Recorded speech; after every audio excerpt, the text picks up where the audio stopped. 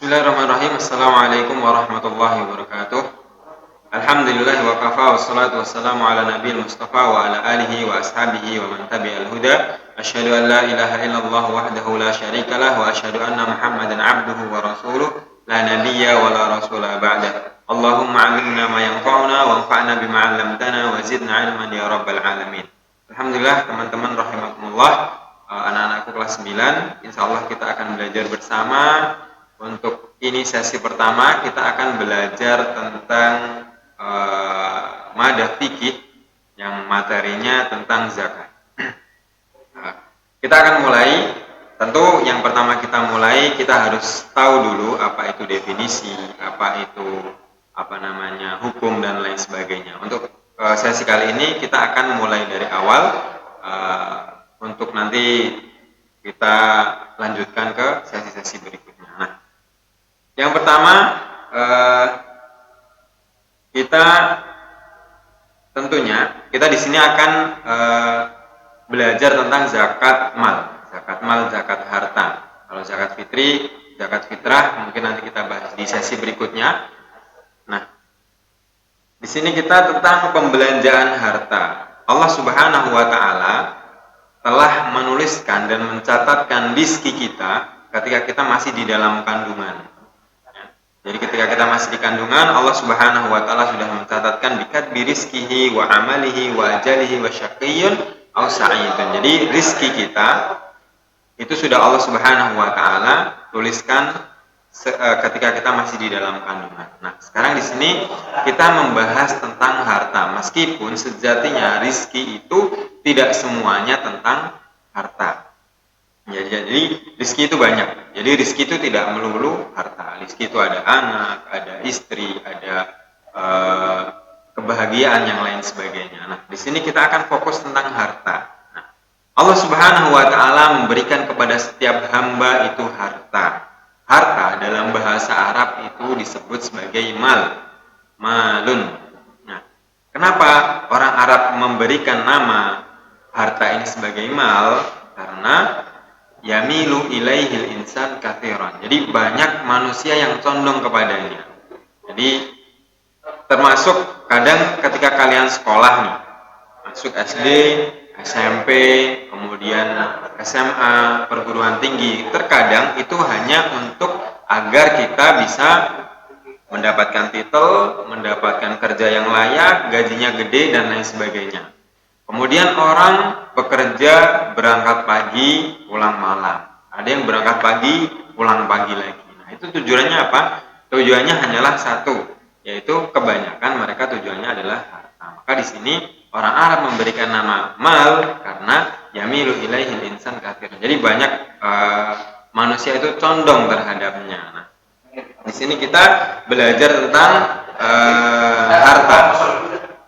Nah, Allah Subhanahu wa taala memberikan manusia itu harta bukan semata-mata kita bisa menggunakannya bebas. Mau kemana saja boleh, mau ngapain saja boleh. Nah, tapi di sini Allah Subhanahu wa taala memberikan kepada kita harta itu sebagai ibtila, sebagai ujian. Apakah kita bisa menggunakannya dengan baik, kita bisa membelanjakannya dengan baik dan lain sebagainya. Maka di sini Allah Subhanahu wa taala berfirman dalam surat An-Nahl ayat 89, "Wa nazzalna 'alaikal kitaba tibyanan likulli syai' wa hudaw wa rahmatan wa busyra lil muslimin." Jadi, dan kami turunkan kepadamu Alkitab, yaitu Al-Qur'an, untuk menjelaskan segala sesuatu dan petunjuk serta rahmat bagi orang-orang yang berserah diri. Jadi Allah Subhanahu wa taala setelah memberikan rizki kepada kita, Allah Subhanahu wa taala menurunkan Al-Qur'an sebelumnya. Untuk apa Al-Qur'an diturunkan? Sebagai pedoman. Bagaimana sih kita menggunakan harta kita? Bagaimana kita mentasarrufkan harta kita? Bagaimana kita membelanjakan harta kita dengan baik yang sesuai dengan syariah dan tuntunan Allah Subhanahu wa taala. Karena harta ini sangat penting sekali karena hisabnya panjang kalau masalah harta. Maka kita harus berhati-hati dalam mentasarruf, dalam membelanjakan harta kita. Kemudian dalam hadis Rasulullah SAW bersabda, la tazula qadama 'abdin yaumal qiyamati hatta yus'al an umrihi fima afna wa an 'amalihi fima fa'al wa an malihi min aina iktasabahu wa fima anfaqa wa an jismihi fima abla. Rawahu Tirmidzi. Kedua telapak kaki manusia tidak akan bergerak nanti pada hari kiamat hatta yus'al an umrihi fima afna, sampai Allah Subhanahu wa taala bertanya kepada mereka tentang umurnya, apa yang dia untuk apa dia habiskan, untuk apa dia gunakan selama dia di dunia, wa an amalihi wa an ilmihi fima fa'al, dan ilmunya, ilmu yang sudah dia dapatkan mungkin ketika dia bersekolah, dia ngaji, dia belajar dimanapun dia berada, untuk apa ilmu itu digunakan. Kemudian wa an malihi min aina iktasabahu wa fima anfaqah. Nah, ini yang perlu kita garis bawahi, bahwasanya di harta ini beda. Di harta ada dua sumber yang akan ditanya oleh Allah Subhanahu wa taala. Yang pertama adalah dari mana dia mendapatkan harta itu, kemudian yang kedua untuk apa dia belanjakan. Wa an jismihi fima ablah, dan dari jismnya, badannya, untuk apa dia habiskan selama di dunia. Nah, maka di sini harta sangat berperan penting. Harta sangat berperan penting karena kita nggak pernah lepas dari yang namanya harta. Semua yang bernilai yang kita miliki itu disebut sebagai harta, dan itu semua akan dimintai pertanggungjawabannya oleh Allah Subhanahu wa taala. Maka di sini kita harus bisa menggunakan harta kita dengan baik, kita bisa membelanjakan sesuai dengan tuntunan Rasulullah Shallallahu alaihi wasallam serta yang disyariatkan oleh Allah Subhanahu wa taala dalam Al-Qur'an maupun dalam hadis Rasulullah Shallallahu alaihi wasallam. Ini menurut bagaimana pembelanjaan harta kita. Nah, kita belum masuk di bab zakat, kita masih di tentang pembelanjaan harta. Nah, sekarang kita masuk di definisi zakat mal. Nah, kita ke definisi zakat dulu. Definisi zakat, zakat secara bahasa itu artinya adalah az-ziyadah wan nama. Zakat itu berarti berkembang, tumbuh, berkah. Jadi harta yang kita zakatkan itu pada hakikatnya dia tidak berkurang tapi bertambah. Meskipun dalam nilai nominal dia berkurang, namun dalam keberkahan Allah Subhanahu wa taala senantiasa akan menambahkan keberkahan itu. Sumiyatiz zakah zakatun lil barakati tadhhar fil mal ba'da adaiha. Jadi kenapa zakat itu disebut sebagai zakat? Karena dia berkembang, karena dia harta itu akan nampak berkahnya ketika orang telah menunaikan zakatnya. Itu kenapa zakat dinamakan dengan zakat. Itu secara bahasa. Jadi secara bahasa zakat itu artinya berkembang. Nah, jadi meskipun dalam nominal berkurang, akan tetapi dalam hakikatnya dia bertambah berkahnya, bertambah kebaikan di sisi Allah Subhanahu wa taala. Kemudian secara istilah. Nah, tadi secara bahasa, kita secara istilah. Secara istilah, zakat mal adalah sejumlah harta tertentu yang diwajibkan Allah untuk diserahkan kepada yang berhak. Nah, sekarang kita pelajari. Sejumlah harta tertentu. Jadi, kenapa di sini ditulis sejumlah harta tertentu? Karena tidak semua harta itu wajib kita keluarkan zakatnya. Ada harta-harta tertentu yang diwajibkan oleh Allah melalui Rasulullah Muhammad SAW untuk dikeluarkan zakatnya. Seperti tumbuh-tumbuhan, hasil panen, kemudian hasil dagang, emas, pertambangan, itulah yang wajib kita zakati. Kemudian yang diwajibkan oleh Allah, jadi zakat ini diwajibkan oleh Allah Subhanahu wa taala kepada setiap hambanya. Meskipun dalam zakat mal ini ada dua syarat yang harus dipenuhi, yaitu harus mencapai nisab dan sudah masuk haul. Ya. Jadi nisabnya sudah sampai, haulnya juga sudah terpenuhi. Itu ketika kita sudah mempunyai itu, maka kita wajib untuk mengeluarkan zakat dari harta yang kita miliki. Nah, diserahkan kepada yang berhak. Kenapa Kenapa di sini ditulis diserahkan kepada yang berhak? Karena zakat ini tidak semua orang bisa menerima. Karena Allah Subhanahu wa taala telah menyampaikan khusus dalam satu ayat bahwasanya ada 8 asnaf yang bisa menerima zakat. Selainnya para ulama mengatakan bahwasanya ini hanya 8 asnaf ini, yang lain tidak bisa menerima selain dari 8 golongan tersebut. Ini definisi dari zakat. Setelah kita mengetahui definisi dari zakat, nah kita mengetahui bagaimana sih hukum zakat, dalilnya apa.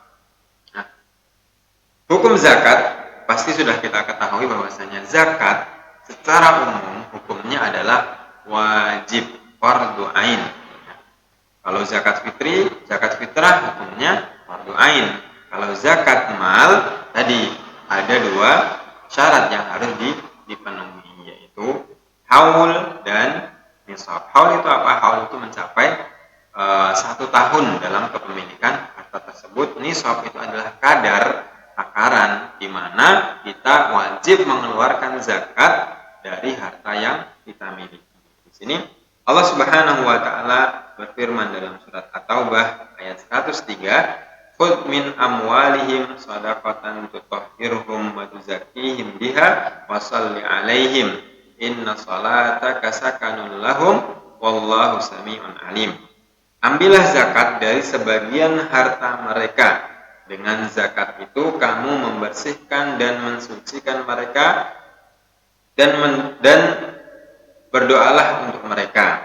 Sungguhnya doa kamu itu menjadi ketentraman jiwa bagi mereka dan Allah Maha mendengar lagi Maha mengetahui. Nah, dalil ini yang perlu digarisbawahi adalah khud min amwalihim shadaqah. Shadaqah di sini para ulama mengartikan berarti zakat. Jadi shadaqah di sini artinya adalah zakat. Allah Subhanahu wa taala memerintahkan kepada kaum muslimin untuk mengambil zakat dari orang-orang yang telah diwajibkan oleh Allah Subhanahu wa taala untuk mengeluarkan zakatnya. Kalau zakat fitrah itu semuanya wajib.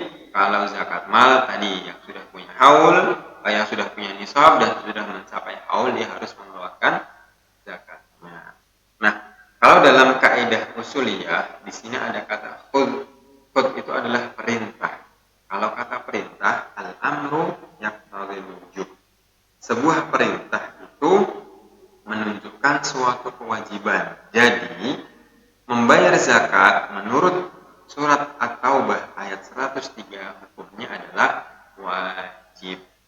Jadi membayar zakat itu hukumnya wajib. Nah, begitu juga dengan sabda Nabi Muhammad SAW. Buniyal Islamu ala khamsin, syahadatu an la ilaha illallah wa anna Muhammadan abduhu wa rasuluh wa ita'iz zakah wal hajj wa shaum Ramadan. Muttafaqun alaih.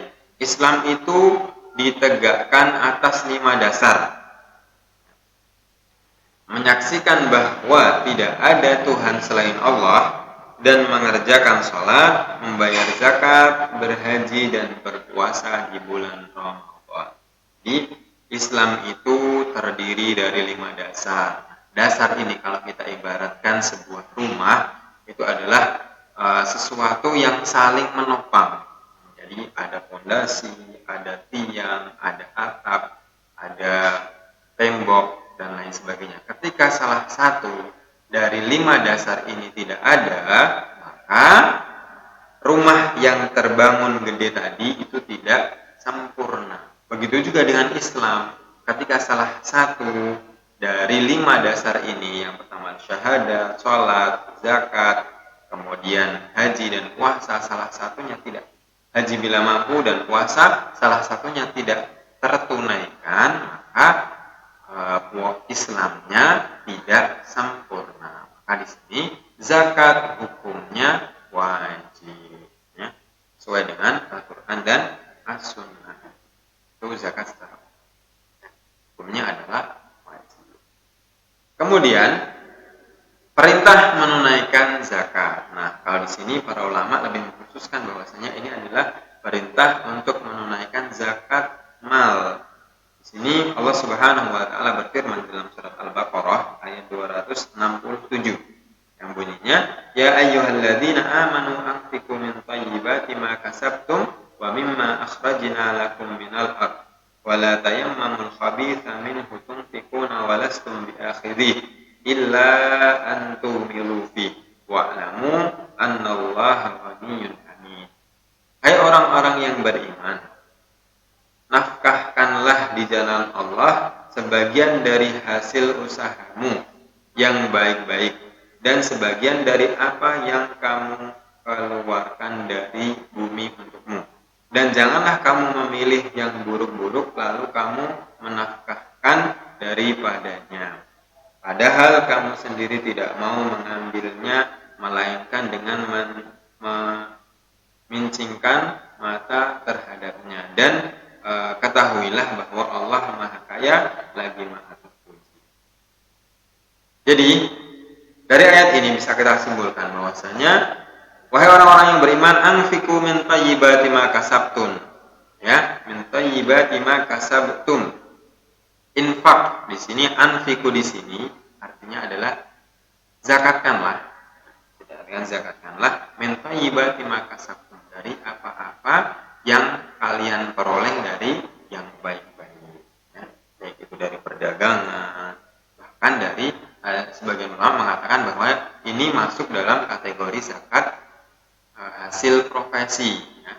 Ini masuk dari kata hasil profesi, karena ketika kita bekerja kita menghasilkan harta yang halal, ketika harta itu sudah mencapai nisab dan haul, maka kita harus mengeluarkan zakatnya. Wa mimma akhrajna lakum minal ardh, dari apa-apa yang kalian keluarkan dari bumi. Apa yang keluar dari bumi?